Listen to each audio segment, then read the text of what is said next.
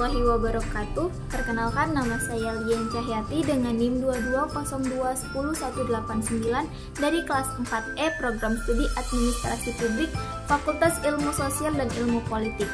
Terima kasih kepada Ibu Dr. Nur Hafni, SOS MPA, selagi dosen pengampu mata kuliah Komunikasi, Advokasi, dan Kebijakan. Di sini saya akan membahas mengenai hambatan-hambatan apa saja dalam berkomunikasi. Yang pertama, kurangnya kemampuan dalam berkomunikasi. Kurangnya kemampuan dalam berkomunikasi menyebabkan pada kesulitan seseorang dalam menyampaikan ide, pendapat, atau informasi dengan jelas dan efektif kepada orang lain. Hal ini bisa disebabkan oleh berbagai faktor, termasuk kurangnya keterampilan verbal, non-verbal, atau bahkan kurangnya pemahaman tentang konteks sosial. Orang yang mengalami kurangnya kemampuan dalam berkomunikasi mungkin kesulitan dalam menyampaikan pesan dengan tepat, memahami apa saja yang dikatakan orang lain, atau menjalin hubungan interpersonal yang sehat. Yang kedua, sikap kurang selaras, mengacu pada ketidaksesuaian atau ketidakcocokan dalam perilaku seseorang dengan norma-norma, harapan, atau situasi tertentu. Ini mengacu pada situasi di mana perilaku seseorang tidak konsisten atau tidak sesuai dengan apa yang diharapkan atau diinginkan dalam konteks tertentu. Orang dengan sikap kurang selaras mungkin terlihat tidak konsisten dalam tindakan komunikasi atau respon terhadap situasi tertentu. Hal ini bisa menyebabkan kebingungan atau ketidakpastian di antara orang lain dalam berinteraksi dengan mereka.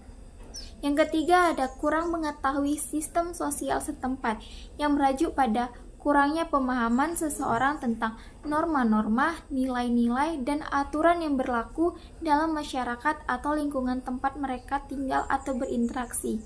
Ini bisa mencakup ketidakpahaman tentang cara berkomunikasi yang sesuai, norma-norma budaya yang diharapkan, atau cara-cara berinteraksi yang dianggap sopan di dalam lingkungan tersebut.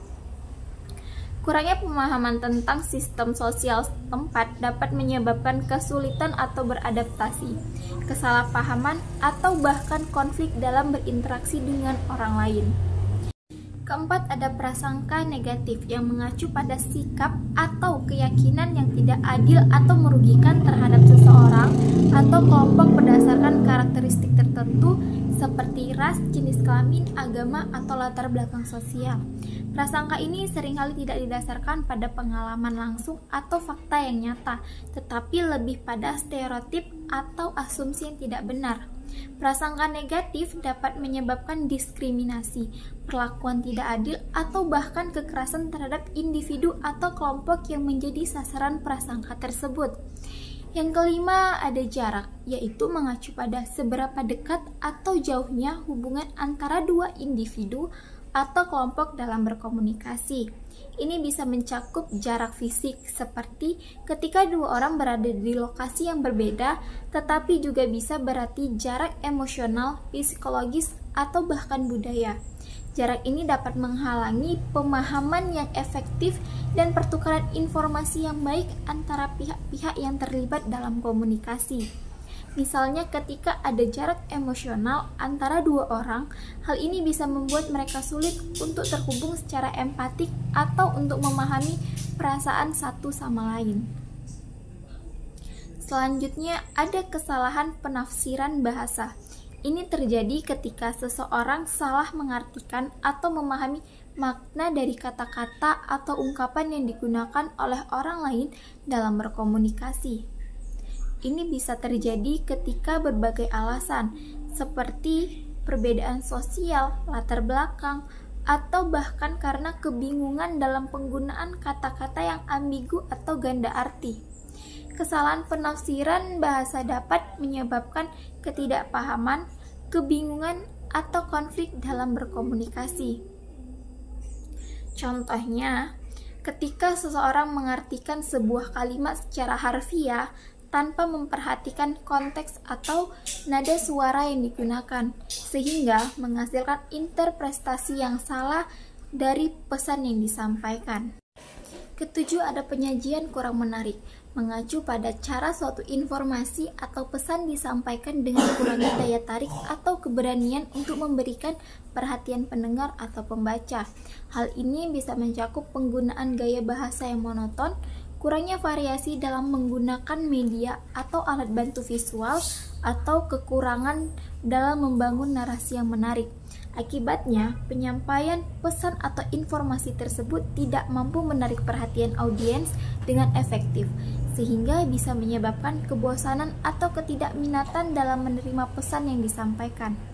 Dalam konteks presentasi, penyajian kurang menarik dapat menyebabkan kurangnya daya ingat dan pengaruh terhadap audiens. Yang kedelapan, ada indera yang kurang baik.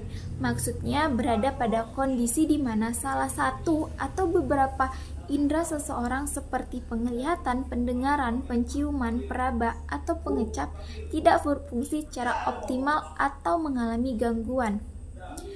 Ini bisa disebabkan oleh beberapa faktor, termasuk kondisi medis, cedera, atau proses penuaan.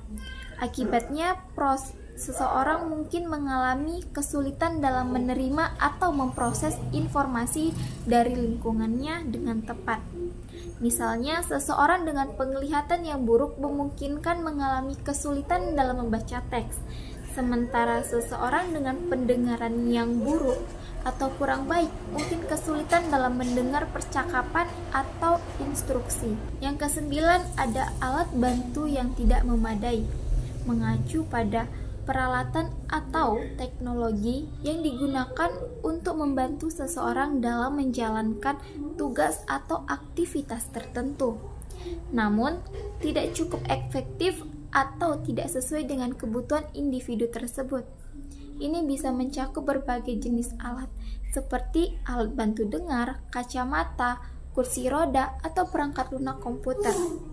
Ketidakmemadainya alat bantu dapat disebabkan oleh beberapa faktor, termasuk kesalahan pemilihan alat, ketidakcocokan dengan kondisi atau kebutuhan spesifik individu, atau kerusakan atau keausan pada alat itu sendiri.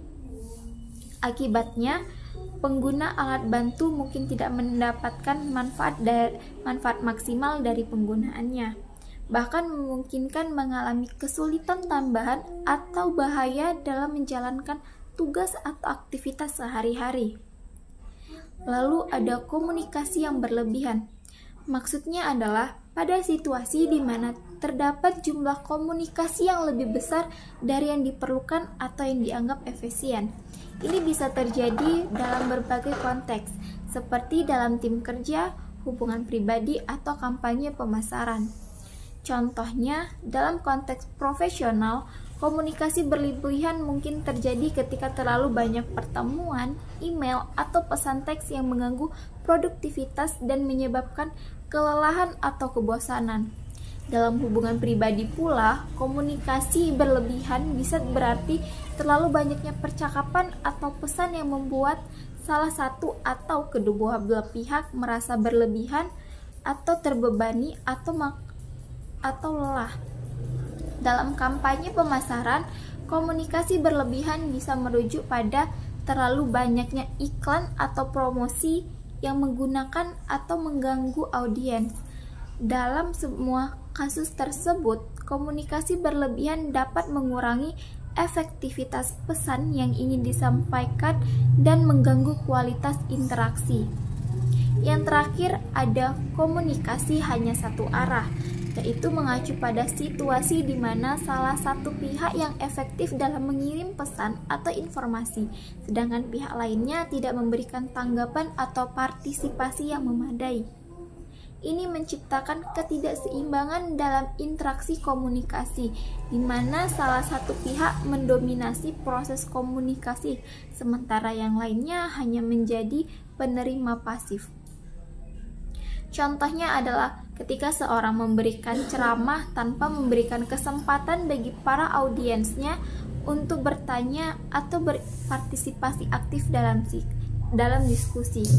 Situasi ini juga dapat terjadi dalam komunikasi digital, seperti dalam pesan teks atau surel, di mana satu pihak terus-terusan mengirim pesan tanpa menunggu atau memperhatikan tanggapan dari pihak lainnya. Komunikasi satu arah cenderung mengurangi kualitas dan efektivitas interaksi karena tidak ada pertukaran informasi berlangsung secara aktif antara kedua belah pihak. Sebaliknya, komunikasi yang seimbang di mana kedua belah pihak tidak saling terlibat dan memberikan kontribusi cenderung lebih produktif dan membangun hubungan yang lebih baik. Itu tadi pemaparan dari saya mengenai hambatan-hambatan apa saja yang ada dalam komunikasi. Semoga teman-teman audiens bisa memahami dan bisa menambah wawasan teman-teman juga. Saya Lian Cahyati pamit undur diri dari video pembelajaran kali ini. Sekian dan terima kasih. Wassalamualaikum warahmatullahi wabarakatuh.